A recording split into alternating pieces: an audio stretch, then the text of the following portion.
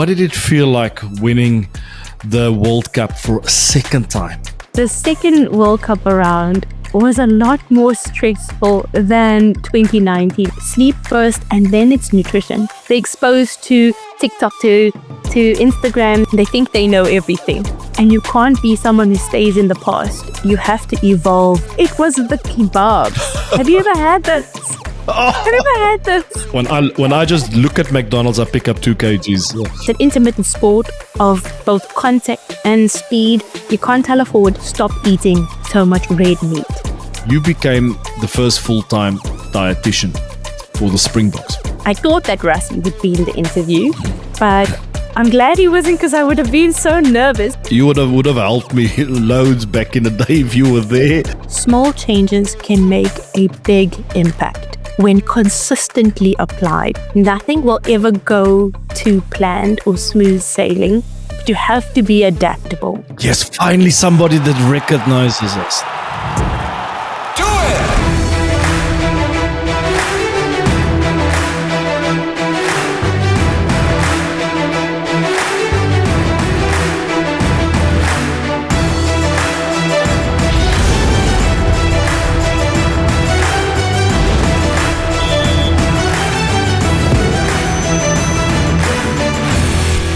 Hey everybody, and welcome to another episode on the Lessons from the Game podcast. Today I'm solo with our unbelievable guest. But before I get started, I would like to ask you guys to please like and subscribe to our podcast and help us grow this show. So here we go. Hopefully I won't mess up this intro. When the Springboks lifted the William Webb Ellis in 2023, the world saw power, unity and precision on the field. What most didn't see was the work done behind the scenes, the planning, the preparation, the fuel that made it all possible. Today we go behind the curtain to meet one of the key architects of that victory. Not a coach, not a player, but someone whose influence was felt in every tackle, every carry, and every scrum. Our guest is Zeenat Simjee, the first ever full-time dietitian for South Africa. Someone who helped redefine what high performance looks like in the modern game. Whether you're a coach, a player, or someone trying to understand what separates the good from the great, this conversation will shift your perspective on what it really means to prepare to win. All right, Zeenat, how's it going? Hi, Gurthro. I'm doing really, really well. I always tend to listen to these and think, is that me? Because it seems very glamorous when people say something you've done back to you. You know, sometimes you don't take the chance to sit back and reflect on everything. So it's really good to have such an incredible introduction. Yeah, so really looking forward to this conversation. Really gutted that Ben can't join us tonight. I'm flying solo. So he has trusted me with the responsibility. So I'll be doing my best. But Zeenat, before we get stuck into the rest of this conversation, go off track, you have won a World Cup 2019, 2023, and not forgetting the British and Irish Lions as well. Wow. As the first ever full-time dietitian for the Springboks. That's an amazing achievement. But I'll tell you this, the last World Cup 2023 in France was emotionally draining. I needed to take a sabbatical after that, but those 1-point wins. But take us a bit behind. What did it feel like winning the World Cup for a second time in 2023? We have seen the hype in South Africa. We've seen what it means for our country. But what was your experience like being part of the team behind the team?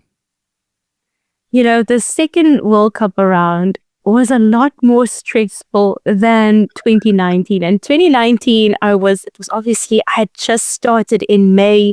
I had literally a month to prepare everything because from June we were in camp and it was just back to back on tour. I left Cape Town for Pretoria in June and didn't return until the trophy tour in November. And yet 2023 was so much more, I would say. It was definitely the emotionally draining because you invest so much and you really have this pressure from not just your side, but what the country also expects. You know, 2019, not many people expected much of the Springboks. And 2023, you are part of a team, you're part of the management of a team that is the existing champs, and you feel this pressure, those 1-point wins. People always had something to say. And of course, you being someone who is involved with supporting the players and their performance, and you always sitting and wondering, am I doing the best? And, that last few minutes, there were a couple of games where you're sitting there thinking, I have this bad habit at this anxiety thing of biting my nails. I think I would have had probably 3 or 4 occasions where I had to stop and say to myself, don't.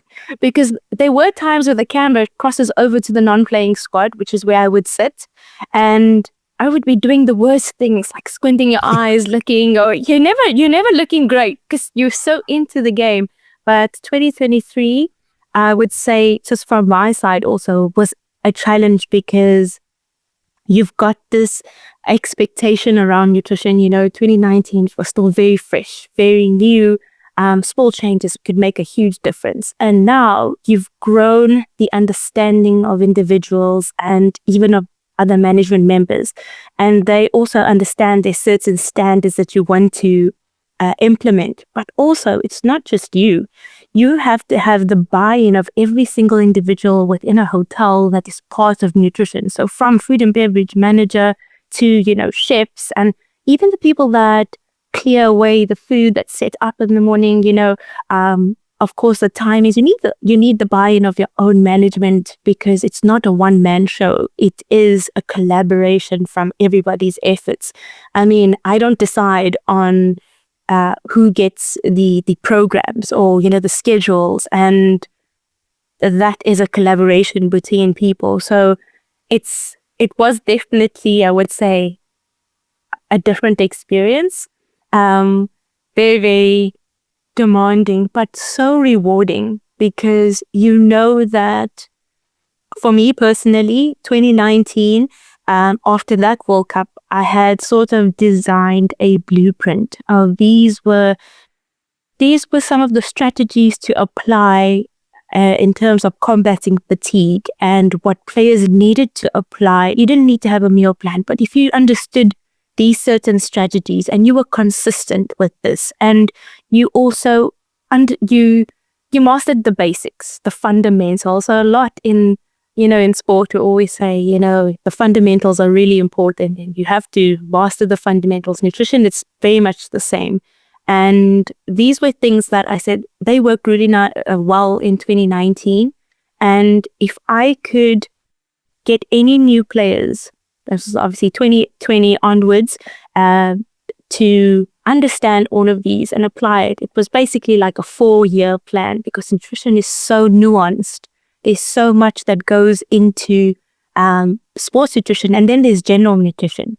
And it's not something that you can do all at once. It's a process and it's a progression, and you have individuals who have reached the highest level of rugby, and in all their years, they've never been exposed to nutrition in the way that they are at the national setup.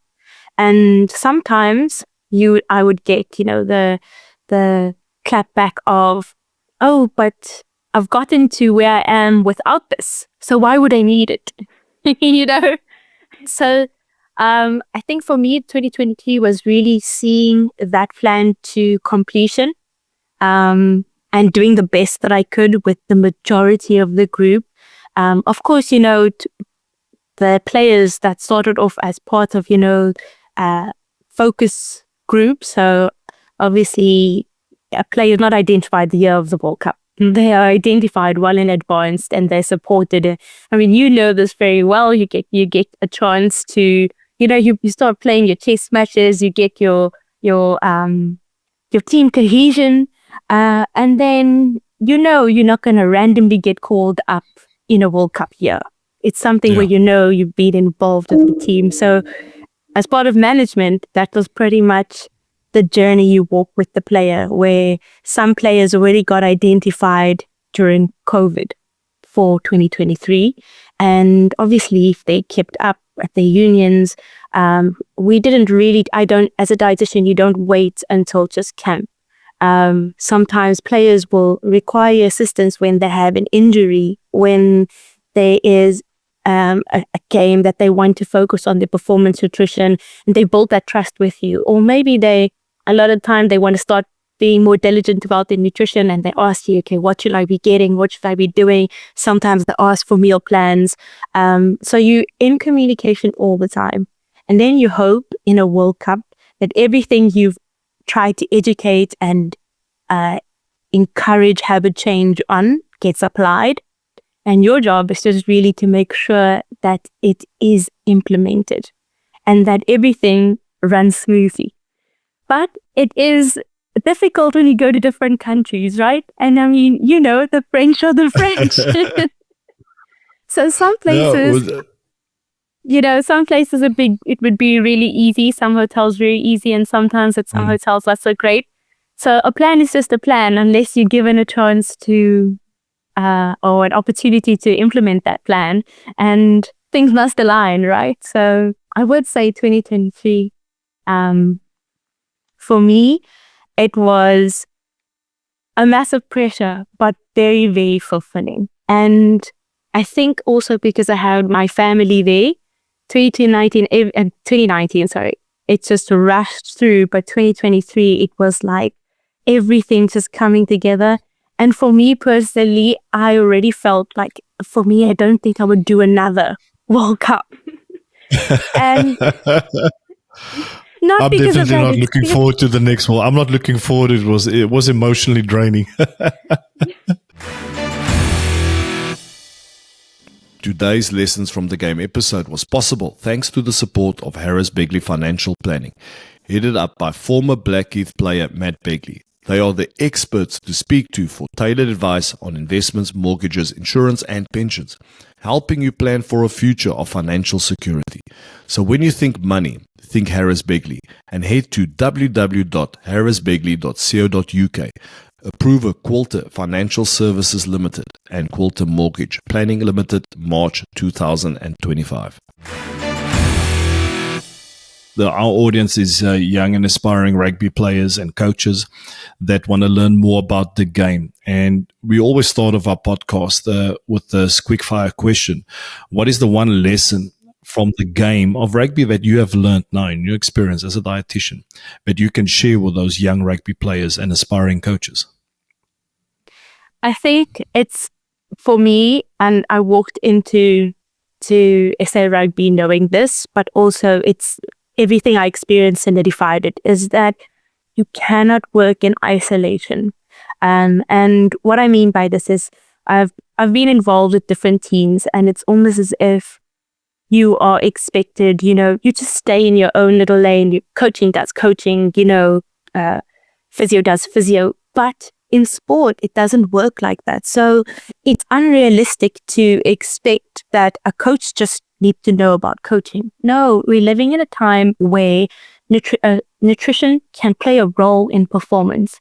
And I think young athletes also need to understand this, and coaches also need to understand this, is that if you want the best out of performance, is recognizing that everything is like an interwoven web, and having the collaboration from different people and hearing their insights, but also not being arrogant and thinking it's only about you, or I will just do my thing, or being self-bound. I don't think selfish, but basically what I'm trying to say is that young individuals need to know that it's no longer about just training hard.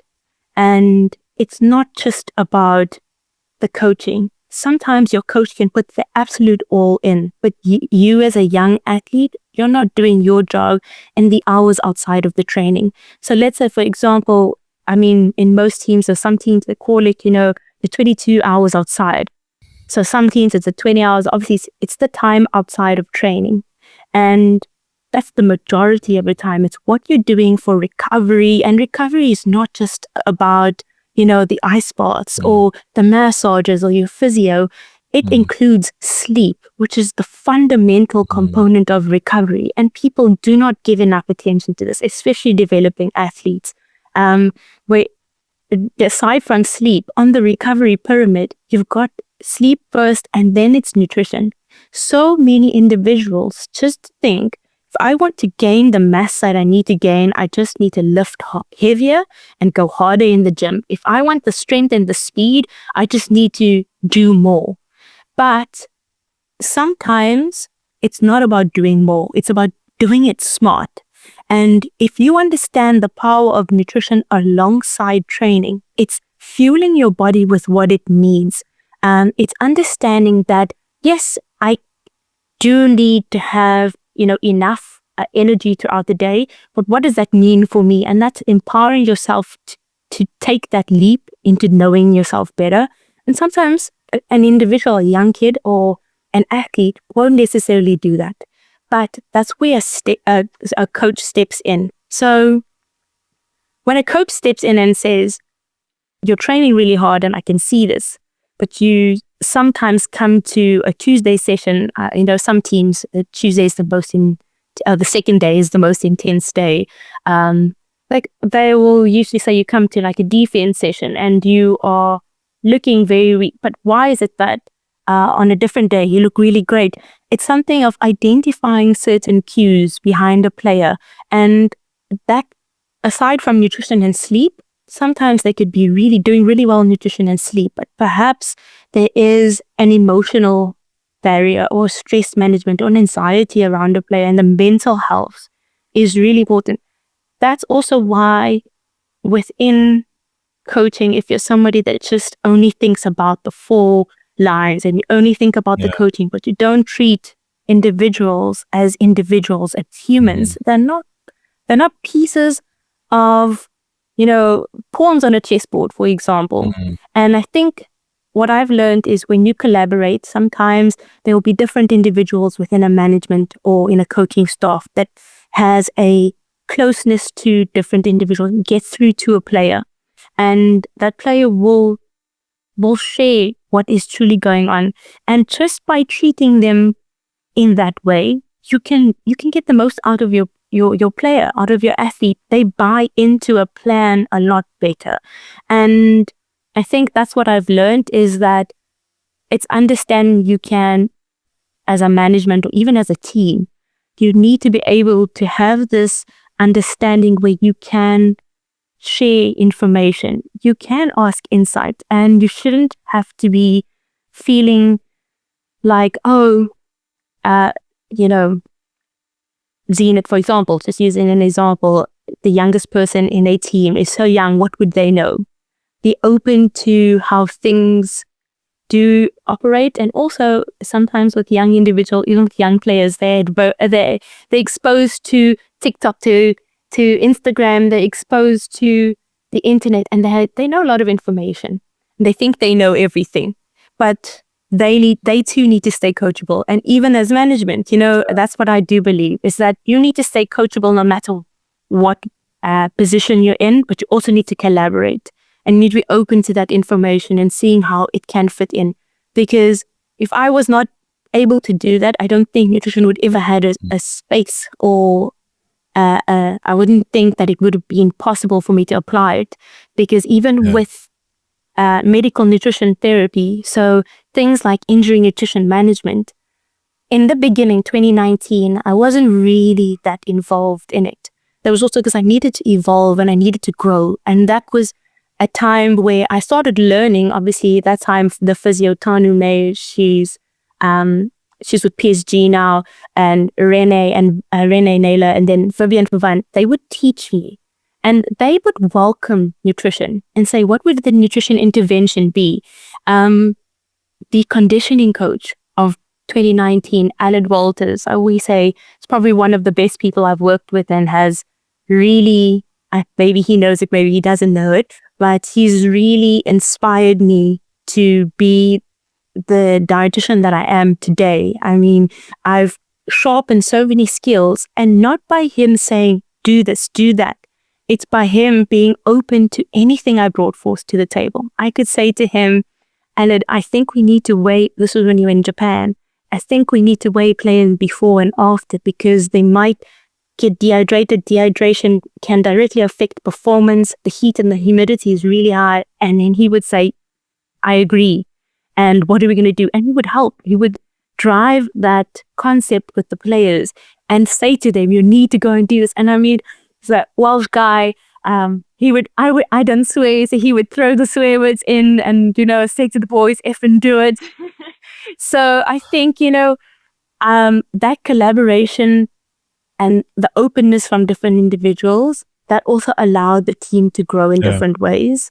I also think, from if I think of 2021 was British and Irish Lions, we just introduced a body composition tool. At that time, it was really, I wanted the coaches to understand, and they were open to this, that I didn't want them to just talk about a player's weight. Because weight is not just weight, right? It's made up of different components. So coaches being open to accepting that I'm not going to do testing on body composition, and I'm not going to do weight every day just for the sake of doing weight. We're doing weight maybe to monitor hydration changes, but it's not to make any of our forwards or any of our players feel that their weight determines their performance, because their body composition, what makes up that weight, is far more important, and an intervention around that aligned to what you need to do on the field was important. So I started looking at things. We had a conditioning coach, sports scientist, and he was our GPS guy, Tim Kumbu. He was open. He was also incredible. He was open enough to say, this is how you would he taught me about GPS. That's something, dietitians don't really need to know about the GPS, right? He taught me about the GPS, having to get the individual players' insights on, sometimes they would say, like, they're really tired before training, look at their GPS, and then they say that they're doing everything correctly. But it would prompt a discussion around their nutrition. And I still remember once, with Marco van Staden, Tim and I, we both applied an intervention and advised Marco on what he can do.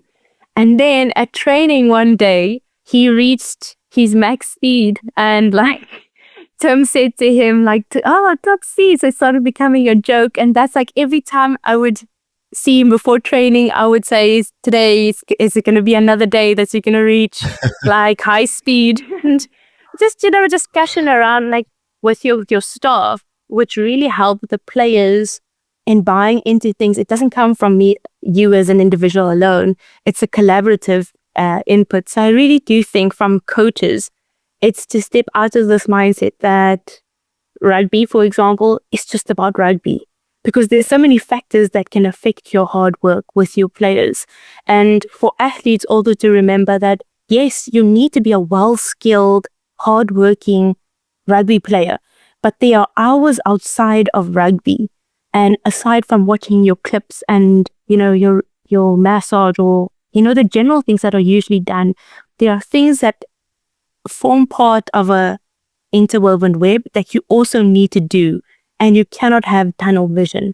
You have to be a holistic player, because right now the margins are so small in performance. There's so much talent. Science is just evolving, and you can't be someone who stays in the past. You have to evolve with the way the world evolves with science and information. And I really think that, and it's not just nutrition, right? Obviously sleep, stress management, it's a whole bunch of things. So I think there needs to be more collaboration on. Zeenat, great stuff. Thanks for that answer to a quick fire question. But there's a lot of detail, all right? There's lots there without making notes, as you mentioned. There's a lot of stuff. I want to deep dive into body composition, which is very important. And also you spoke there about being coachable. That's some valid points. And honestly, this is definitely one of the reasons why I wanted to come on the podcast, because it's not just talking about food. It's about giving that behind the scenes look what you're doing. And I'm really intrigued to learn more, but I have a very important question for you, because in France, so we are playing away game. Okay, and we all know, like at the clubs or in the teams, when you get good food, everything's prepared for you, you do well. But when you're at home, when you're on your own, when you got to prepare your own food, that's when things go wrong. And in France, the night before the game, I'm going to set the scene for everybody. We eat fairly decent. We eat fairly well. You got your salads. And the French love their salads. They start off with the salad. They take their time. Salad with baguette. With the bread, they use the baguette as a knife. So they use the fork and they're using baguette, dipping in the olive oil, the salt, whatever. And we have a good meal. You have your desserts. And the players are allowed to have butter. But for some reason on game day, they're not allowed to have butter. Can you explain that theory to me? Because I don't understand it. How are you allowed to have as much bread as you want? You can put butter on your bread the day before the game, but on game day, you're not allowed to have butter. I don't know. I don't want to say if it's maybe, a general thing in France. I must actually speak to, there is Florence. She's the French team's dietitian, and I'll find out more about that. But I can say, from my understanding, is that what people don't know about energy is that carbs are king for an athlete. So not for me. Carbs. When I just look at McDonald's, I pick up 2 kgs. So. But I think that's also because McDonald's is a lot of saturated fat and a lot of fat, right? So I think so again with the butter, it's because butter is, it's a fat. It's it also gives you energy. But it's a fact that is not a preferred a primary energy source for your body. Carbohydrates are. So I have this thing I always used to say to my players. The coaches would say to the forwards, you must empty your tank. And I started hearing all of this, and I started changing the way I educated around carbs. And I used to say, you need carbs to fill your tank. And I would say to them, nice. Why the muscle mass is so important is the tank is the muscle mass. So yeah. I think that's, from my side, I'm trying to understand that notion, because I allow my players to just I used to allow the Springboks, the Springbok women, even, the under 20s, all the teams that I got a chance to work with in rugby, I used to allow them to eat what they preferred, but mostly needed to be carb dominant the night before. And it was for the purpose of filling the tank. So to prepare your body for I like that, the work the that tank. You really yeah. So to prepare your body for the work that you wanted to do. And that is to have an incredible game with peak performance, and you needed to make sure that the tank was full, because how do you expect to go on a long distance trip with a half empty tank? It's the same way, how do you expect to maybe play 80 minutes or give your all with a halfway empty tank? So I'll definitely have to ask the French team's dietitian why they don't allow any bread in France. Any butter in France. I'm really not too sure about that. That always there's always got to me. But now it makes sense, because you know what? You said you allowed players to have what they kind of want, and the night before the game, and maybe I wasn't doing it, but in my mind, I'm an emotional eater. Okay, I'm an emotional eater, and the night before the game, I would have my M&Ms. It was like my go-to thing, M&Ms. I even had a pace at what I was eating, putting my hand in the packet, going to the mouth. There was a specific routine. I didn't care about the colors. I didn't go that crazy by separating them, but I would enjoy that. I needed to have that sugar or whatever for me to feel good. But that's another topic.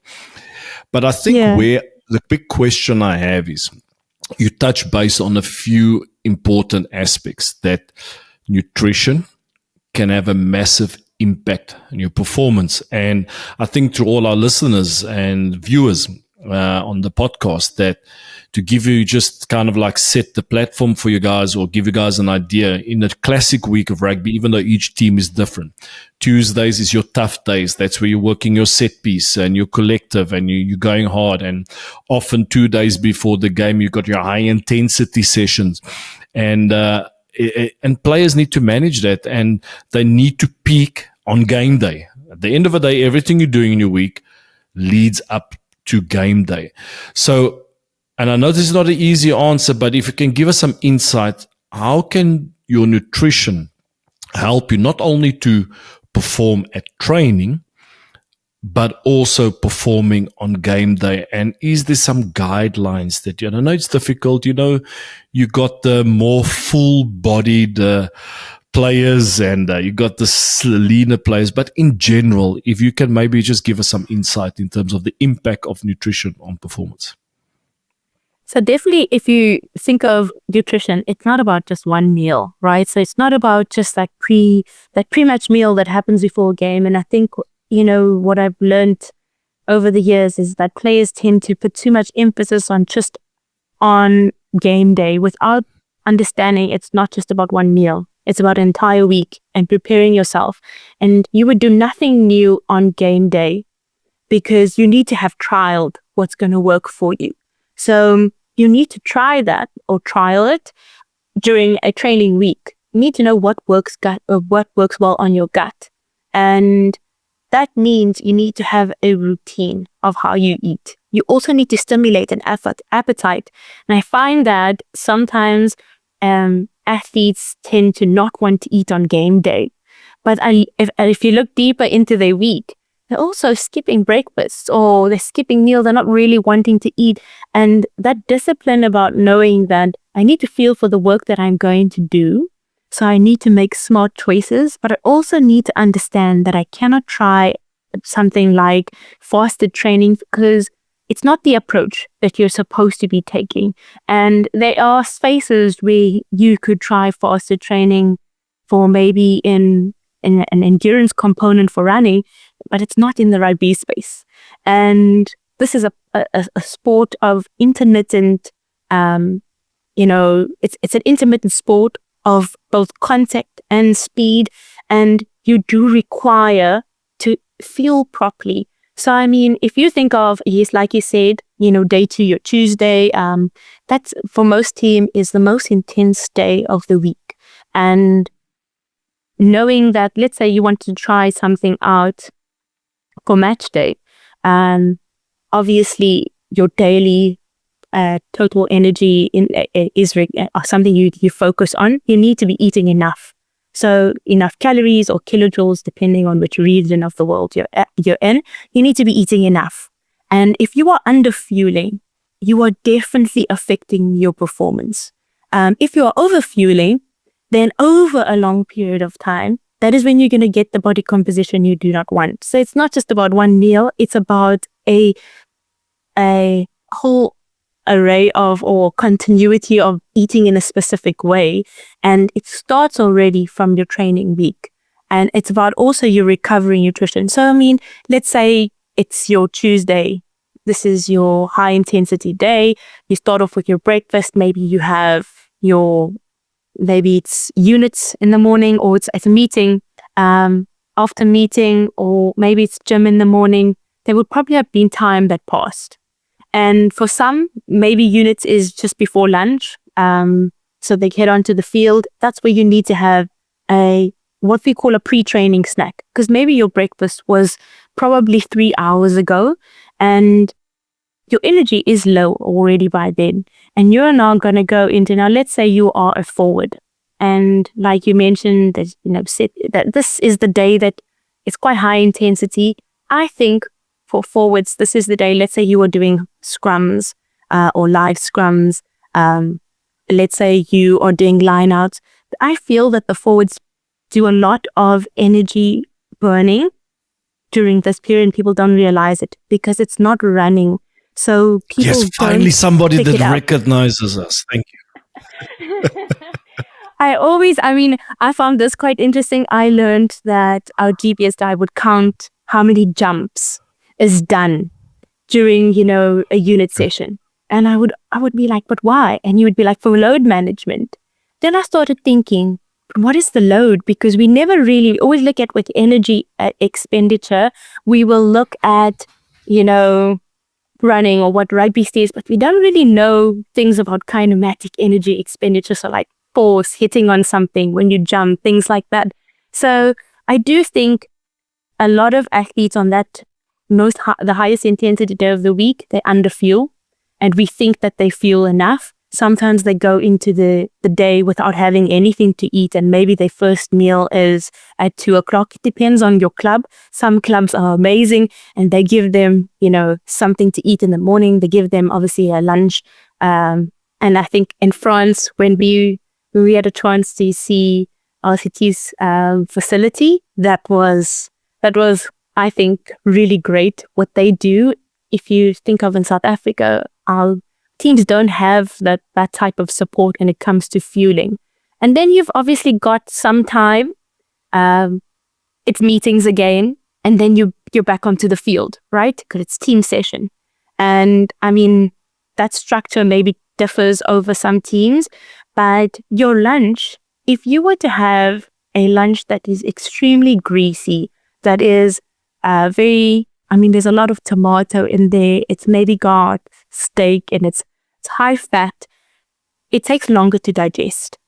So it will make you feel fuller, but also it sits in your stomach, in your gut, and makes you feel uncomfortable. And now, depending on your timing, so that's the other thing. So it's not just about the frequency and the amount and also the quality, but it's also about the timing. So the timing of that meal in relation to your next training is really important. And understanding if my gut cannot tolerate this, I need a substitute. And that's the thing about, team nutrition in my circumstances. Nutrition is not based off of just what you think the team needs. It's what the individual players within a team needs. And you have to understand that. So you need to have a good relationship with your athletes, because what may work for one player might not work for the other. And after let's say you get to a player that can't eat a lot at lunch because they know during that afternoon field or after that's in the field session, they're not going to be able to maybe perform the same. And that's because gut feel is also important. So sometimes they underfuel then, and then they get to this session and they're feeling depleted. Now they're not giving the best out of their session. So isotonics are really great in that circumstance, or having something that's easy to digest, that's a carbohydrate base, is really a perfect contingency for players that are like that. In some setups, it could be literally an isotonic like your Lucozade or your Powerade, Energade if you're in South Africa. Or in some setups, they will have energy bars, which is just, your carbohydrates. And even in some setups, they will use jelly sweets or they will use fruit. So as a pre-training snack, because fruit is carbohydrates in fructose form. And depending on your individual athletes, you could choose the ones that work best for them. So, I always used to take isotonic drinks, and I always used to take fruit as a pre-training option for any of the players that perhaps didn't have the appetite at lunch or were afraid to eat too much to feel like something sitting in their stomach. And then obviously after the training session, you've got your recovery nutrition. In some circumstances, there are performance aids. So things like caffeine is proven to assist in performance, and it needs to be in a dose of 3 to 6 milligrams per kilogram. So for your regular coffee drinkers, they're probably reaching the threshold or the minimum amount. But there are some individuals that maybe have 1 cup a day and they want to have that performance benefit on match day. Then your Tuesday would be the day that you can trial it and test it out, because the intensity is similar enough as your match day. You wouldn't leave it to match day to try something new. Caffeine is obviously one of the options in some Some individuals, they use nitrates, which is beetroot shots. And there is some research to show that it does assist in performance because it's a vasodilator. So it just opens up your blood vessels for more oxygen transport. It works for some individuals and it doesn't work for some. So the literature says that well-trained athletes, it doesn't really have a benefit. But sometimes you'll get people that have their routines and they want to just do it because it's a mental, it's a mental thing. They really want, in their minds, they believe it's what we call the Hawthorne effect. So they tell themselves that and they stick to it. It's now their routine. So sometimes they continue with it. But anything new that can benefit is trialed during the training week in preparation for your game day so that you have nothing that can interfere with your game day plan. And obviously your hydration is really important. So throughout the day, monitoring your hydration, it's always something that people forget. Oh, I love that. Take the sip of water. Also the urine. Exactly. It wasn't planned. It wasn't planned. So yes, I mean, nutrition is not something where you could say, Monday, this is what you must do. Tuesday, this is what you must do. I tried many strategies. I tried doing, for some of the teams, we would train low, compete high. It didn't really, 2022, I proved that wrong, where I would design a menu in that approach because I thought, it would work for rugby players. Literature didn't really show that it would, and then practicality didn't really show that. But it depends highly on the team. And these are things that people don't see a dietitian do. They don't see a dietitian sit the hours researching this stuff, coming up with a plan. We don't just thumb stuck any of this stuff. We do evidence-based research implementation. So which means everything we are advising, it's based on the science. Even something like nutrition periodization, which is also what we're doing, what we do throughout the year. You mentioned just the training week. And there's nutrition that can be done in the training week, and then you have your game day nutrition. But what about in your regen weeks? What about in your off-season or your transition period? What about pre-season? So your nutrition changes all the time according to the demands of that specific phase. And that's why, again, it circles back to what I said. What I've learned is you need to have the intercollaboration. You need to work together because if a conditioning coach didn't share any of his plans around training, how would the dietitian know to give her best or his best around nutrition? They match each other. It's the same thing with the coaches understanding how nutrition can influence a player's performance. If you were to have a day where you have players come in at 7:00 and they may be, 8:00, they have meeting, and then it's back to back with no window of opportunity for them to have a pre-training snack or no window of opportunity for them to really eat. Sometimes it's just bang, bang, next thing after next thing. And there isn't an opportunity for players to properly hydrate, or they maybe haven't eaten anything and there's nothing else that can be done. So the timings also with travel. Your team manager needs to know these things. That's why it's so important, because a team manager would understand this is when a bus is departing and maybe we're going on a bus ride for 12 hours. So what are we going to do for that 12 hours where our players probably had to eat a sandwich alone? That's not enough. So there's a lot of discussion that needs to happen. Nutrition is not something that, like you said, you got your bigger bodied players. So you've got your forwards, you've got your Lucy's. You've even got, they're different to your props. So Lucy's and your props are going to be different balls in any case. And then you've got your backline players. These days you're seeing centers that are quite large. And some of them, their weights are closer to some of the Lucy's. So not all, but you've got wings also that are different in sizes to, your scrum off. So I mean, there's a lot that goes into nutrition, and I cannot give a single person a exact.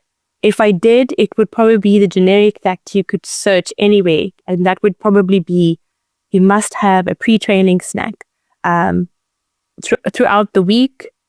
Your plate needs to follow the plate models.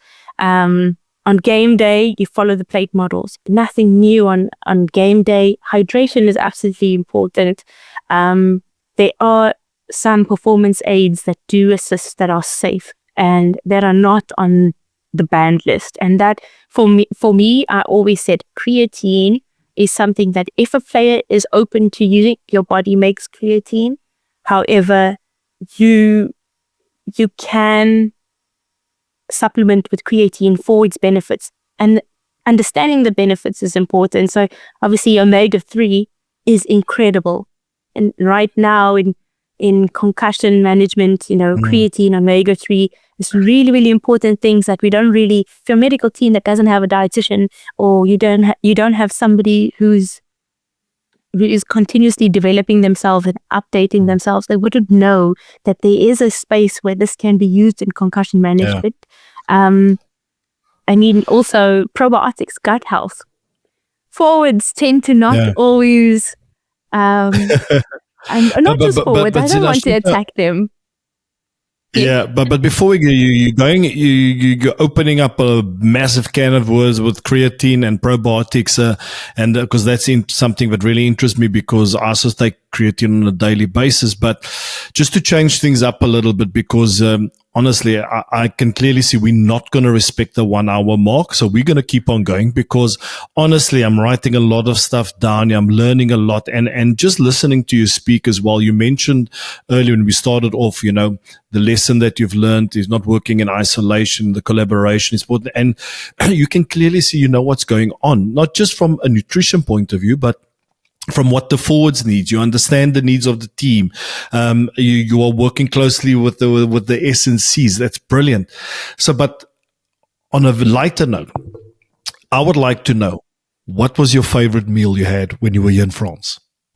Which year? Because we also went to France a few times, and 2023 during the World Cup.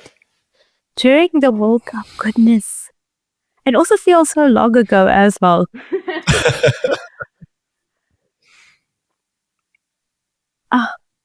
Actually, that's a really difficult one, because I will say I do. I mean, as a dietitian, I would control what gets put out, right? So it wasn't as if the hotels would just give you anything. This is really difficult, because there's also this other area, right? Obviously, aside from eating with the team, when we get your payouts, we eat on your own. I generally stuck to options that were affordable options, because the euro is so high, and you're always thinking, I could save this money for something else. Mm. So I will say, this is going to sound very horrible, but I wasn't the only one. And on off days, when I wasn't eating from the menu, my go-to meal was actually not even a French dish. It was the kebabs.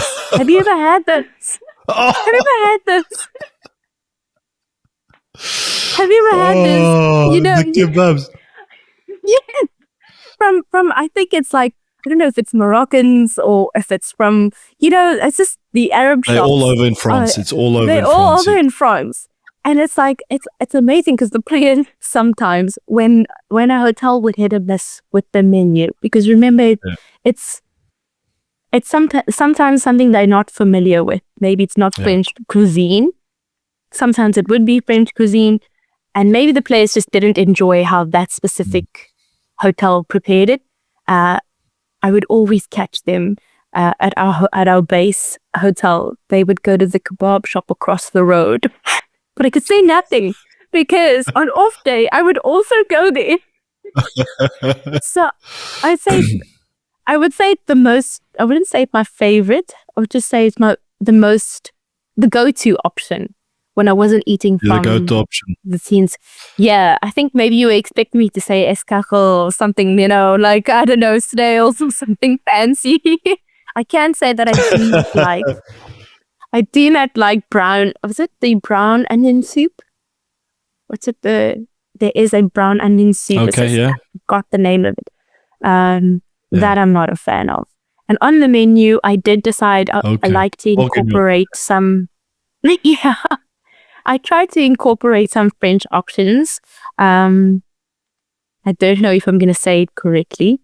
I think it's called boubeli or boubelis. I don't know. Boulevis, something. Which is basically like a stew. Boulevis. Okay. Right? All right. I think it's Bourguignon. that. Bourguignon. I think Yeah. is that. But yes, bourguignon. And I yeah. would say to them, don't prepare it with wine. And I say, in sports nutrition, I do not want that. Yes, so beef, bourguignon. Bourguignon. Bourguignon. You know what's funny? I can tell you something is that I went to France in 2017 and I did French in school. And my French vocab was so amazing in 2017, even the pronunciation. And over the years, it just declined. But the first time I went with the team, 2021, I think we went just to do a thing before end of year tour. And I don't know if it's because obviously it wasn't too far off or I don't know if it was easier, but my pronunciation was impressing some of the staff and I don't have that anymore. 2023, it went completely out of the door.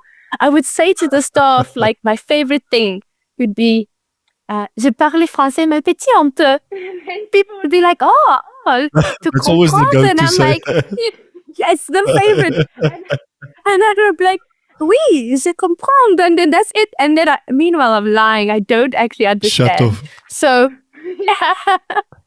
And you know what? It was one of my fondest memories, and this is maybe something that is maybe not sports nutrition related. It's just got to do with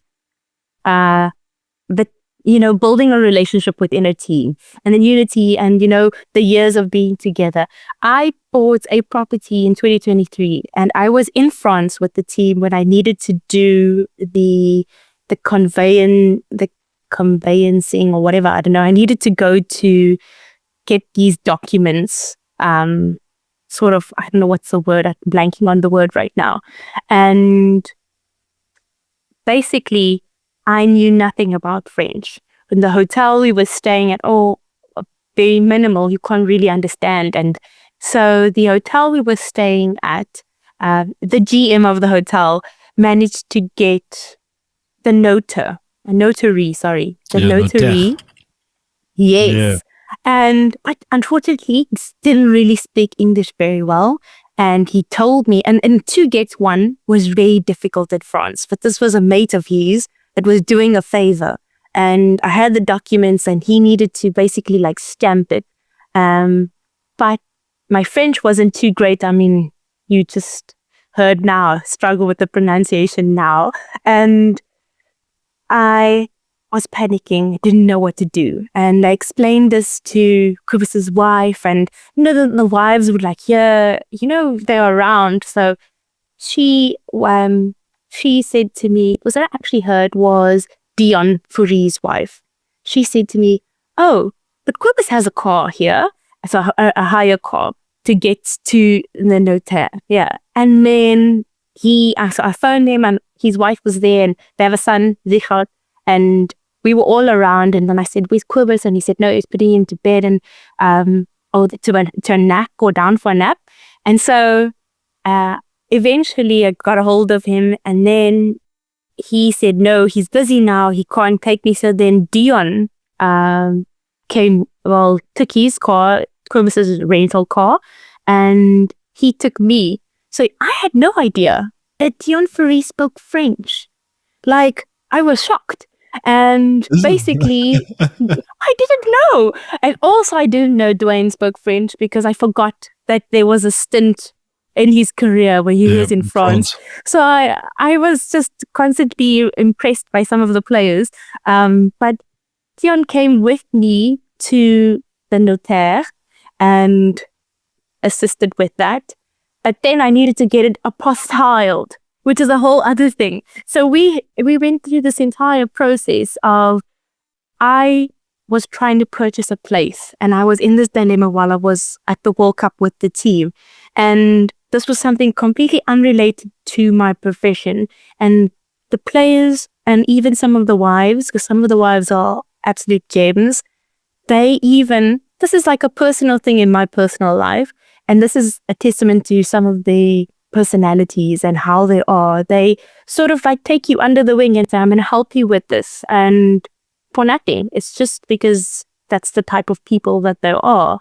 So I mean, those are some of the fondest memories I have with the teams, that if I didn't have anybody to take me, anyone to translate for me, I probably wouldn't have had my apartment transferred by the time we were back in South Africa after the final.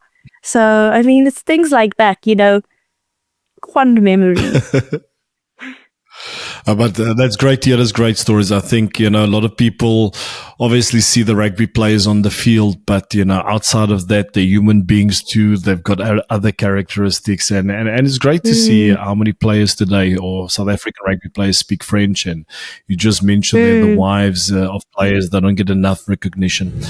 But now I want to get to some serious stuff. All right. We can talk for hours about nutrition, but what impresses me is that you became the first full-time dietitian for the Springboks. And you would have helped me loads back in the day if you were there. We had a full-on dietitian that told us, this is carbs is king, go for it, But your journey, it's always easy to say, okay, it's great. You know what? You got this opportunity, you're part of the Springboks, you achieved some great things, but great things like that don't come easy. If you can maybe give us some insights to how you actually got the job. I got my coaching job through an Instagram Live, which is a completely different story. But how did you get the opportunity to become a full-time nutritionist with the Springboks? So I had a practice in Johannesburg in Morningside. This was 2019, early 2019. And I was doing a lot of pro bono work at different teams, trying to get exposure, and I was assisting with, a club team. And I also got involved with individual athletes, but I was really working hard to get a team. At that time, for you to get a team full-time, or even to get one, as right now, they've now made the dietitians not full-time any longer, so they are consulting. So to be a consultant dietitian even then was such a difficult thing to do, because many teams didn't see the need for a dietitian. It was a nice to have and not a necessity. And I think people just didn't realize the power behind nutrition. And it was a time where people were not as educated. I mean, right now I do feel the way sport has evolved, there's a lot more talk about nutrition. Whereas 7 years ago, 6 years ago, it wasn't necessarily the same. I was in my practice doing these many things. And one day I was actually leaving a club and driving to my practice for a consult, and I got a call from a woman. Basically, I thought she was booking a consult. So I had a receptionist at that time with the center that I was working within, and I referred her to the receptionist. And she said to me, no, it's not to make a booking. It's with regards to a sports team, a position within a sports team. She didn't tell me which sports team, obviously didn't give me much information. And then eventually I parked and I said to her, well, I've got this consult. And she asked me, she actually found my CD. I had my CD on PNet, I think I uploaded it on the 2014, just after ComServe. And I had completely forgotten about it. I had gone about doing my thing, and it was 2015. I started my post-grad in sports nutrition. So on the CV, it still said that I was enrolled, but but I already finished it. And so she said she found the CV. She also searched around, and she got to hear about me, and she would really like to put my CV forth. She's a recruiter for, she didn't mention which company, she just said a sports team. So I eventually asked her, which sport is it in? Because I thought it was maybe I was trying to get the Lions. It was really hard. You were not going to get the Lions unless you knew someone at the Lions. So basically, I thought it was maybe the Stormers. And because she said, the team is in Cape Town, and I'm thinking, but my practice is in Johannesburg, and the team is in Cape Town. So how would I make this work? Would I then have to see clients, like, would I have to fly on a, Sunday and then be there until the Wednesday, fly back, and then fly back on the weekend? Like, how could this work? And at that time, I just said to her, I'll send you an updated CV after I'm done with the consultation. I didn't read too much into it. But eventually she came back and said, you've been shortlisted. So I was not dealing with the company at all. I was dealing with this individual. She was from a recruitment company who had recruited me and not given me that much information. Excuse me. So eventually she said that they want to set up a online interview, and I said, yes, sure, these are my times. And then the day afterwards, or a few days later, she came back and said, they actually want to fly you to Cape Town to do an in-person interview, and which day would you be available? And so then I said to them, well, I still remember the date, 4th of April. It was the 4th of April, 2019. They flew me in. I was picked up by a gentleman, such a lovely gentleman. I don't know if you know Irvin. Anyway, in 1994, he was. Yeah. Yes, he picked me up at the airport, and we had a chat. And he was such a lovely gentleman. And I kept saying to him, when I get the job. I didn't even realize I was saying, when I get the job. And it was just like in my mind, I just had my heart set out on it, because so many years ago when I met Brian Urbana at Shimmy Beach Club, which is now Carbo, I think it was because my 21st, and Stormers was having some sort of thing. I still think maybe it must have been for Kitsy, because I'm getting sidetracked, but Kitsy and I share a birthday. So it was my 21st, and we're born on the same day. So I think he was maybe having the 21st. With? Stephen Kitzel. Okay. Well, and what's the date? 10th of Feb, 92. Okay. So we're both born on the same day, same year. No.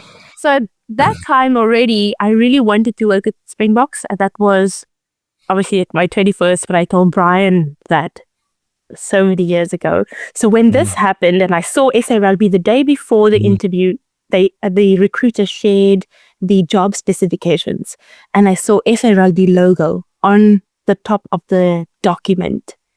I realized, oh no, this is not for Stormers. This is for SA Rugby. This is for the national teams, because the job spec said national teams dietitian. And it didn't say just the Springboks. So I wasn't being hired for just the Springboks. It said all national rugby teams. So it wasn't one team. The recruiter said one team, a rugby team. She didn't say that it's all rugby teams within the national setup. And so in my mind, I'm thinking, I'm going to definitely I've been preparing myself. But Irvin and I had a chat, and I went in, and he said, we're a bit early. As you were in the lift, I met different employees, and they kept coming to come and greet me. Saru House is no longer in Newlands, it's in Plattekloof. And they were running late at the interviews, but I also flew in, and I was sort of, this is all new to me. I was excited to have this trophy case on the right-hand side. I was trying not to, look at it too much, because I didn't want to seem too excited. But there was a receptionist, Norma, and she and I were chatting, and she was telling me they're running behind, and basically offered me water. And there's a lady, I don't know if you know Carla van der Merwe. She is... Yes, do. Yeah, Carlo was there back in the day when I was playing for the Bucks. So she actually came from downstairs. The rugby department's on the first floor at Sorrow House, and then you've got basically reception is on the second floor. And she came from downstairs with a whole bunch of employees to introduce. This is the dietitian. She's going to come for an interview now. But it was quite like, it was almost as if they had already decided, but I don't know, maybe that's in my mind, because it felt like they were already welcoming me. I went into the interview and I had a document, sort of like a folder like this, right? And I had all this portfolio of evidence, this work, how I do things, my plans, my visual aids for educating. And I entered into the interview. There was a panel of different individuals from, high performance, HR manager, legal representative, the team manager of the Springboks. I thought that Rassie would be in the interview, but I'm glad he wasn't, because I would have been so nervous, because I know how coaches can get. So I had all these individuals, and I saw this document that they were filling in. Basically, it's all scenario based. So they had every individual in this binder where they would write these notes. And it was quite a thick binder, and I still looking around to everyone. Vanessa was the legal head at that time. And I still said to her, like years later, why were you so difficult to see in the interview? I genuinely walked out of that interview thinking the opposite of what I thought when I spoke to Irvin. And that was that I wasn't going to get it, because, I'm a chatty person. I talk a lot and I get very passionate, and it's all scenario based. And there's just so much. When you ask a question, there's a lot of information that you need to know. And I could answer to everything. It depends, because it truly does depend. You cannot say the game is happening on this day. What would you give? It depends on who or where we are, what the budget like, lots of things like that. So I had this interview, and Clint, he was, I don't know if you know Clint Reddit, he was the physio of the Springboks before relay. Clint Reddit. So, yes. So Clint asked me, Zeenat, he doesn't say Zeenat, he says Zeenat. Zeenat, where do you see yourself in 2 years? And nobody asked like that question. They always ask, where do you see yourself in 5 years' time? He said, where do you see yourself in 2 years' time? And I was so caught aback. I just replied, here, here, as in at SA Rugby. Nobody else laughed except Clint. He got my joke, and I realized, gosh, I shouldn't have actually, who jokes in an interview? But I genuinely did feel that way. Like I already saw myself being there, because that was a goal of mine. And I think Vanessa really came across as cutthroat. But eventually I got a call just before Easter weekend to offer me the position. They said, if you accept, we are sending over a letter of offer. And I think it happened 2 weeks. Obviously, Easter is probably like around 2 weeks after the 4th. So yeah, I had to decide in about 48 hours. I didn't have much time, and I had an existing practice.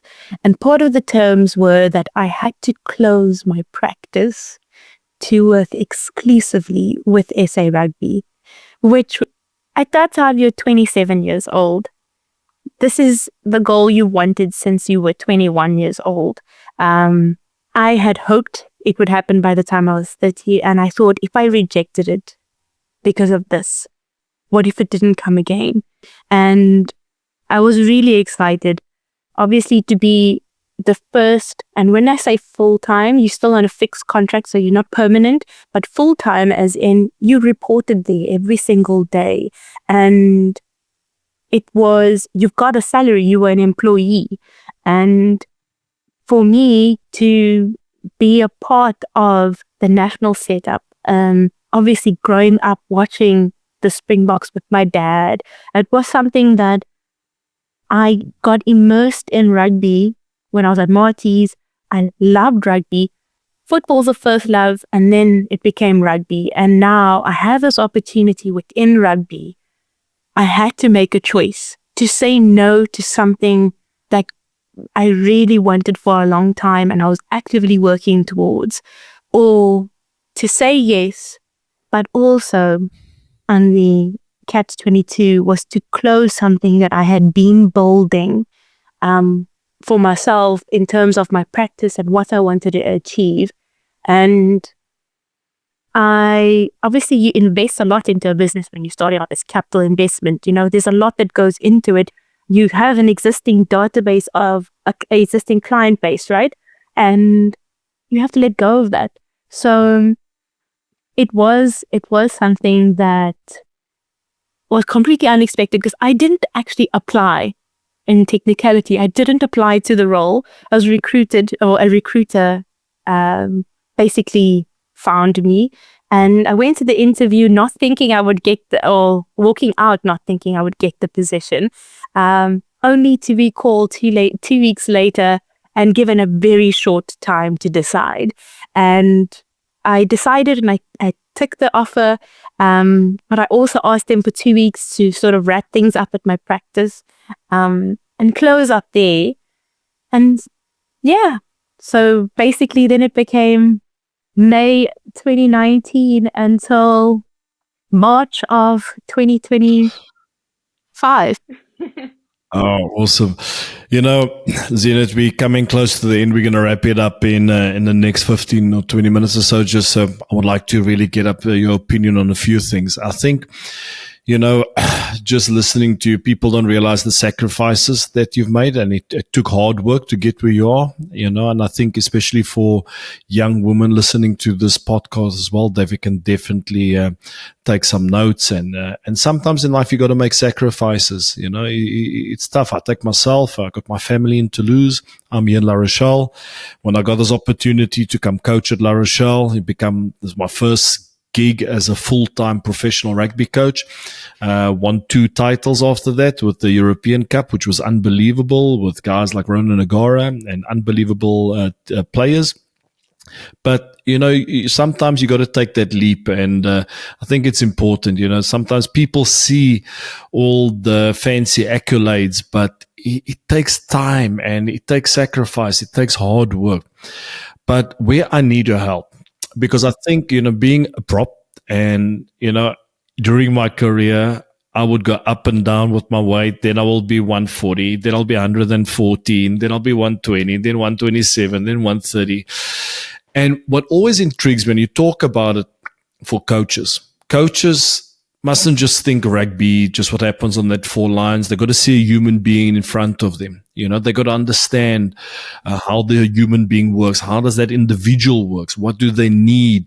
And often we tend to, like in French, we would say taper sur le doigt. That means we like slap a play on the hands, like, hey, don't do that. You shouldn't be eating that. I don't believe in diets, because diets don't work, because it's a choice you're making. If you've got a strategy in mind to achieve a certain goal. So I'm on another track. My new vision for myself is being strong, fit, and focused. Not 6 packs, all right? Strong, fit, and focused. Yes. So I'm making intentional food choices, and I'm doing intermittent fasting at the moment. For example, I ate that 4. But anyway, going off track. Is there any advice that you can give to a coach? You've got a player. It's got massive potential, but carrying excessive weight. And let's use a prop, because I'm a scrum coach. You got a prop. He's carrying easily 5 to 15 kilos overweight, and it's impacting his performance. The team needs him. And you gave him all the tools, everything, knowing exactly what to eat. This is what he eats. And then often we don't know what the player's training hard. The player's really training hard and he's giving his best, but the weight's not coming down. And we all know the obvious reason is what you eat at home. All right. So if you're eating correctly in front of everyone else, but when you get home, all just goes to shit. It's completely different. But with your experience, we all know following the right nutrition plan, making the right food choices, eating the right things at the right time makes a massive difference. But what advice can you give to a coach that is sitting with a player that is all the talent in the world, but is not achieving his peak performance because he's carrying extra weight? How can we get through to that player instead of just like threatening, if you don't lose that weight, you're not going to play, you know? What is there any tips you can give us? I definitely think, I understand, especially with props, from the time they're young, if they've always been a bigger individual and they grow into adults and continue on the growth, I would say growth pattern that they've always been on, it is something that for them to make a mental shift is really difficult. And what coaches or individuals tend to do is they body shame an individual. So yes, definitely, weight can influence, that forwards performance, and it has been proven. But at the same time, if a player is able to perform with that weight, and that is a lot of different areas. Obviously, there's the strength component, the being fueled well, being overall healthy, and by healthy, I mean joints and no back issues. Basically, that's what I mean by healthy, where there are no niggles and so forth. Then sometimes the weight is not the main priority. So coaches tend to do this thing where they will say, if a player was not as fat, they would be fitter. But I can say I have worked with a lot of individuals that are bigger, I just like to say bigger bodied, larger in weight, that yes, of course they need to buy into, you need to make appropriate choices. But sometimes you're not going to get performance out of aesthetics. So aesthetics does not always equate to performance. Sometimes you will get a very lean pack of forwards, and you'll get a pack that maybe has South African genetics with forwards. And you can tell this. I mean, you can see, look at the, like maybe a Maori's, okay, I wouldn't say Maori, but I mean, sometimes you've got some of the Pacific nations that are very also on the fluffier side, but that doesn't matter because because it really comes down to leg drive. It comes down to, in Scrum, the principles, the tabletop, the core, the back. There's a lot of other areas of strength and muscle endurance that are more important that person can move with that weight. But if they've got the principles down to the T and they've got all the foundations down to the T, but that weight is still holding them back, I always like coaches to rather frame it in a way that the player can understand the value behind it. If it's a player that's not your first pick, or maybe he is your first pick, it's speaking potential into that person. And what I would say sometimes is aesthetics doesn't always equate to performance. But you also need to think of longevity in your career and where you could also be. If it's a person that you want them to be your first choice, your first pick, it really comes down to the messaging and how words are used, and not to necessarily fat shame our forwards. Because, it tends to happen in sport and it does affect a player. And then that's where the mentality of, I will just pretend in front of you and at home do what I want. Because in front, you guilt me into doing certain things. But at home, I don't care, because food and psychology is very closely related. And wording is also really important, and how it comes across.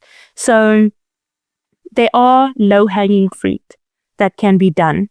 If there are noticeable habits that can be improved, and sometimes it is something simple, like you do see the frequency of a player's meal options being too regular. If for getting the conditioning, and the conditioning coach also needs to say the right things. So understanding, okay, what are their hunger cues like? Getting them to understand the timing, the quality, but low-hanging fruits could be something as simple as you time when your meals are going to be. Or it could be something simple as explaining to that player that maybe their portion sizes are too large. So you're going to try a one principle at a time, make it easy, accessible, or you make it exciting, right? In my circumstance, it was getting forwards to eat a performance plate where you've got individuals who always just want to eat what they want to eat, which is, and the Afrikaans culture, a lot of like red meat. And the notion that the public has is that rugby players just eat vleis. And maybe, I don't know, Gurthro, you can tell me, maybe back then, but sometimes I don't give credit to our athletes now where they really have made improvements. I mean, 2019, I walked into a room of players that would be fearful of carbs. Imagine professional rugby players afraid of the primary energy source for their bodies because of the messaging of the public. And also they grew up with this thinking that in order to be bigger, I need more protein. And protein often comes with a lot of saturated fat, especially if it's red meat, right? So a low-hanging fruit, a small change is to change the options of what protein is available to make it exciting. That would be the dining area always had options. I would never give our players broccoli chicken rice. Like that's a no because it's not desirable. So the dishes are something that look exciting. They're enticing because when you enter into a room, you smell. The first step of eating is, the olfactory smelling. And then the second step is you see. And when you see something that looks good, you start salivating. And the third step is actually when you put it to your mouth, you start chewing. So it's actually, it's a progression of things.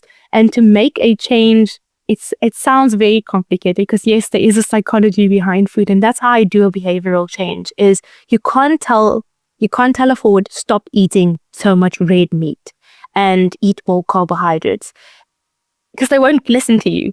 It's you make it enticing, you make it exciting, you make it obvious, so available, and you make it easy to continue. And that was the first thing I did within a team of, at that time it was 38 players in camp. You can't get on to every person individually. So low-hanging fruit is changing a performance plate. And I started saying, if it's brown and white, it's not right. So, and carbs or king, the catchy phrases, because that's nutrition education. It's just in a way that a rugby player will remember. And eventually it gets built on to a performance plate. So then you're starting to change how a player is eating by what you give them access to, by not sitting down and saying, you have to stop eating carbs. You just say, you need to change your plate to this. And you make it accessible with the meal options. And it's difficult as a coach, right? Because it's not you alone. And also at the same time, it's visibility. So you need to be there to reinforce a behavior. Because rugby players are like children. So when they do really well, which they really are, it's like, I mean, if Rob were here, he would tell you his son would do the same. You know how a kid, when they do really well, they always say, look at me. Like, when they do that, look at this. It's sort of the same thing. When they start doing really well, they'll ask you, come look at my plate, or come show me how it's done, or I've dished up, you tell me what you think. Or the classic thing, you walk by and it's like, what do you think of my plate? Or what they do is, because theirs is looking great, they will point fingers at others that are not. So then you get the peer support, because then it's like, I used to always get the Z, look at so-and-so's plate. And that's just sort of like how the banter would go on. So the peer support helps with the habit change. And the habits slowly translate into results. And that's really my approach. It's not about a meal plan, Gurthro. Like you could follow a meal plan and exactly what you said. A meal plan is just a structure. But exactly as you said, you want to be fitter. You want to, be stronger. And then in sports, it's the same. You want to feel good. in sport, it should be the same. You should be feeling to feel good, to be stronger, to be fitter, to be your best version, to reach your potential. You need to feel with purpose, to live a potential. So it's about habit change. And I would give meal plans out to some of the players, but it's not my first line approach. So even with someone who needs to drop weight, small changes can make a big impact when consistently applied. And in order to consistently apply something, you need support. You need to adhere to it. And it's hard mentally to do something different than what you're used to doing. You need somebody to check in on you. You need somebody you trust to give you the positive reinforcement, and somebody you can trust to also explain a barrier that you're having. They might be a forward that perhaps his weight is a result of stress eating or emotional eating. Sports a high performance environment. So perhaps he's eating well, but you have moments where he's perhaps stress eating, emotionally eating, or his sleep is affected. There's so much. And to be a trusted individual where you can identify, it's not always around nutrition. There are different areas. That is, it's something that as a coach, if you develop that skill, just to identify what is a problem behind a player's, lack of adherence, or why they're just not doing something when they should. As soon as you identified, I think I always used to say this, Rassie was really good at bringing a player in, because sometimes he would find the thing that makes them seen, if that makes sense. So I felt that same way when I joined into the environment. If a player is spoken to in a you should do this in a military approach, which some individuals need because every personality is different and you adapt.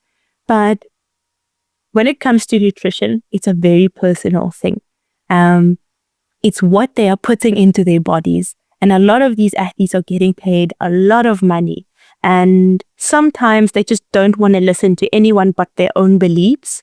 And it's not going to be a thing of you have to do this. It's like I said, it's a habit changing model of making something accessible, enticing, available, and ensuring that they are consistently applying it. So that reinforcement. So, I mean, I could speak forever about different approaches that can be done, but I can say the performance plate is probably the first step to getting an individual who maybe doesn't have good dietary choices to at least start looking at the components of their plate.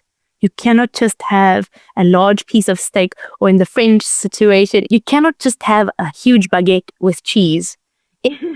There are different macronutrients from food, and then are silent soldiers like your micronutrients that are needed. And I think with forwards, you have to give them time, because also nutrition is something that doesn't happen, a change doesn't happen overnight. It's consistently over a period of time. But there are other avenues where nutrition and a calorie deficit is applied alongside training, so higher intensity training, again, why the S&C becomes so important. You will definitely see better results. But that is such a difficult thing to achieve, because rugby had become so busy throughout the year. You can really only do that in an off season where you can, but then in an off season, you want them to rest. So it's a tricky one, or you can do it in a pre-season where a lot of the magic happens in pre-season. But sometimes the running loads are extremely high. So a calorie deficit is always you don't want to go too aggressive on a calorie deficit, because you can put your player at risk for a soft tissue injury if they are not getting enough energy, daily energy. So it's like I said, in nutrition, it's never a one size fits all, and nutrition is very nuanced. It depends on so many factors. So, Zeenat, great. So we're coming to an end. I had loads of other questions. We definitely need to get you back. We finish off each episode. Just very quick question: what is the one lesson from the game that you have learned which you apply in your daily life that you can share with our audience? I think is that anything that you learn, it's something that you can take into your future. And for me personally is that nothing will ever go to planned or smooth sailing, but you have to be adaptable. And even in my circumstance, I always wanted to re-embark on my journey towards my practice again. I never wanted to be full-time in an organization, being limited to just rugby players. I do feel that I achieved the most that I could within rugby. But I also try, like I said, you need to adapt to certain circumstances. You need to be coachable, need to collaborate. And what I do in my daily life is, from what I've learned from the game, is that I try my best to accept everything as they come day by day. Yes, you adapt, but things cannot always go the way that you have planned. But also to take a moment to savor that specific moment, because there are many individuals in high performance setups that, you mentioned during the podcast, everything we do during a training week leads to just that one day, that game day. It's so significant. So when you are in sport, your entire life revolves around everything amounts to that one thing. And you get into this habit of chasing and chasing. And I learned now from the game, as maybe an alternative to that, is that we're constantly chasing the next and forget to savor the now. And we're constantly chasing improvement. And it's definitely important. Obviously, it's great to be challenged. That's what sport, you want to be the best. You want to get the results. You want to win. But in my daily life now, what I've learned from the game is that that's not something that you can do forever, because the time will pass you by and you forget certain things. Even when you were introducing me, I can't believe how long ago it feels, but it was just 2 years ago. And it's not even 2 full years ago, but that's just how the game has taught me now in my wisdom that to slow down. And there are going to be moments that are extremely busy. Obviously, that is the time where you adapt. It's not going to be perfect. You move, you elevate, you constantly try your best, but also you accept when you can't and when there are limitations, because things will never go 100% perfect, and you evolve and you also do what's best for your continuous growth. So if you are, in my circumstance, you're a young dietitian and you really want to be in sport, I definitely think it's not going to be an easy journey, but there's so much that I've learned during my time with SA Rugby that has sharpened me in my current space to understand the demands of, now I'm back into my private practice, and it's something that I get to work with any individual that is active from any level and any age, but the similarities are all the same. There's a lot of similarities. So the factors are very similar. And I do find that each day I take a moment and I reflect on the day, because every day is different. And even in sport, there is obviously a schedule, but each day would be different. And sometimes days would pass you by, you just didn't reflect on it because you never had the time or the chance to really be appreciative of a moment. So now I really truly try that.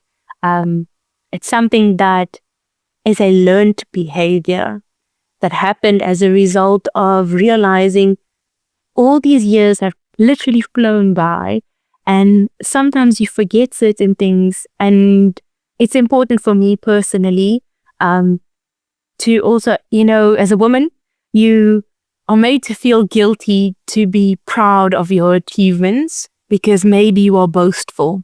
If as a person of color, people will see it as maybe you're bragging, but it's important because representation matters.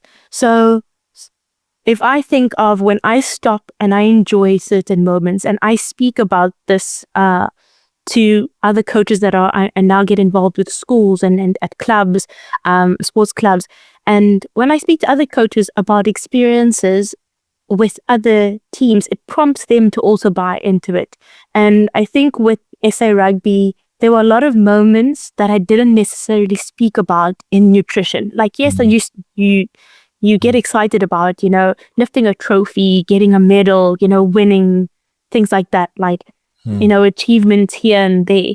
But you don't really speak too much about what nutrition can do and how you've applied it. And people they don't really get a true understanding. They think all we do is just create menus and put out snacks. So, and it's because I never took the time each day. To like reflect and maybe be more vocal around those aspects to encourage other people to focus a lot more on nutrition. And I think that's also it's what I apply in my daily life, what I try to do. Sometimes I'm not so great at it. You have a little book, and you're writing a little book, and basically like gratitude, but also reflection. Yeah. And I think it's really important for a mental side, for your mental well-being, right? So I think for me, that's definitely one of the things. If you are in high performance sport, you need to learn to slow down. You cannot always be high vibrating because at some point, you might get burnt out. If you're not burnt out, you may maybe sacrifice on family time. You may lose out somewhere else because of not balancing at the right times. And of course, sometimes you need to be unbalanced. It's the nature of sport, but it can't be like that all the time. And in my personal life, that's what I've learned now. It's definitely to be more intentional, to be more imbalanced, to try my best to be more grateful, and obviously to reflect a lot more. Oh, awesome. No, thanks a lot. Thank you, Zeenat. Thank you for taking the time for joining us. Wow, there's so much. I'm really looking forward to listening back to this episode. And just want to say to all our listeners and viewers, please make sure that you like and subscribe to help us grow this podcast. And please also give Zeenat a follow on Instagram. We'll be adding your social media handles as well to the show notes. And if you want to reach out to talk more about nutrition in sports, please do. Definitely learned a lot. I definitely will be reaching out to you because there's a few topics we didn't touch base on, which I would really like to get some more insight. But thank you for taking the time, and wish you all the best back home. Thank you so much for having me on your podcast, Gurthro.